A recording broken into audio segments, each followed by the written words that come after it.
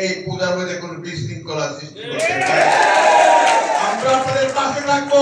আমাদের ভারপ্রাপ্ত চেয়ারম্যান জনাব তারেক রহমান সাহেব, যিনি আগামী কয়েক মাসের ভিতরে আল্লাহর যদি হুকুম হয়, আল্লাহর মেহরবানিতে দেশের প্রধানমন্ত্রী হবেন, উনি 31 দফা কর্মসূচি দিয়েছেন।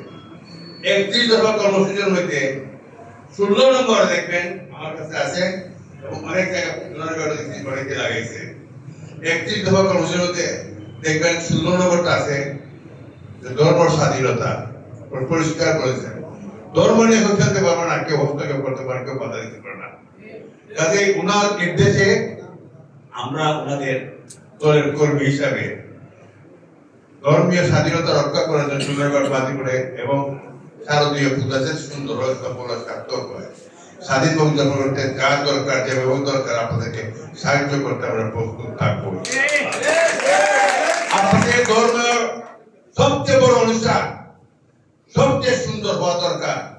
এটার জন্য আপনাদের তরফ প্রস্তুতি দিতেছেন, আর আমাদের তরফ থেকে যত রকম সাহায্য সহযোগিতা সমর্থন লাগে আমরা করব। কেউ বাধা যত ষড়যন্ত্রই করুক বাধা দিতে পারবে না।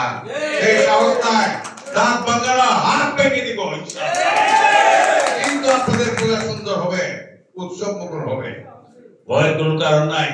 অনেকে ষড়যন্ত্র করতেছেন, মিথ্যা অপবাদ দিচ্ছেন, প্রচার দিচ্ছেন, গুজবে কান দিবেন না। গুজবে কান দিয়ে আমাদের এই পরিস্থিতি পরিবেশ নষ্ট করার তারা করবে। এইগুলি আপনারা গুজবে কান দিবেন না। মোবাইলে একটা মিথ্যা খবর দিবে, ওইসব মনে দিবেন না।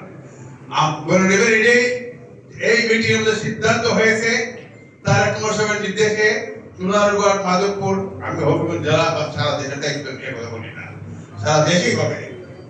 আমি হবিগঞ্জ জেলা মাধবপুর সোনারগড় গর্ব করে সাহস করে আমার আল্লাহর নিকটে বলতে পারি, আমার কর্মী যারা আছে তাদের সাহায্য সহযোগিতা কামনা করে বলতে পারি, কার কোনো ক্ষমতা নাই এই পূজার মধ্যে কোন বিশৃঙ্খলা সৃষ্টি করতে পারে। আমরা আপনাদের পাশে থাকবো, পাশে আছি, সব সময় করবেন, আমরা পাশে আছি। আমরা সব ভাই, আমরা সব ভাই, ধর্ম যার যার, আমরা সব ভাই।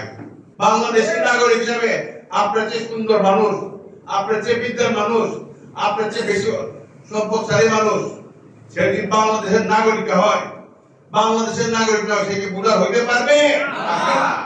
কিন্তু আপনারা যেহেতু বাংলাদেশের জন্য নিতেন, জন্মসূত্রে আপনারা এই দেশের বুঝার পারে, আপনাদের বুড়া তুলেছে, সে বুঝিবে আপনাদের বুঝার পারেছে।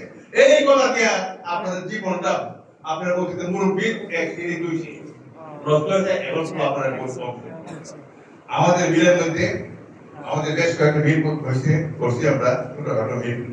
সেখানে কয়েক হাজার বেকার শ্রমিক যারা আছেন তারা অনেকেই এখানে কাজ করে, কিন্তু তারা চলাফেরা, তাদের অবস্থা আপনাদের অবস্থা অনেক সময় এসেছে, সুযোগ এসেছে। আপনাদের অনেকেই লেখাপড়া করে উচ্চশিক্ষিত এবং বাংলাদেশের সবচেয়ে বড় একটা সন্তান। আমরা গর্ববোধ করি, আমার পরিচয় আছে আমরা গর্ববোধ করি, সুযোগ পেয়েছে, বাংলাদেশের সেরা ডাক্তার হয়ে গেছে। আপনারা যেখানে বসছেন, চা বাগানেই হোক আর এমনি হিন্দু ভাই হোক, সবের সন্তানকে সুযোগ পায়, ঘরে ঘরে 20 ডাক্তার বাড়াইতে পারবে।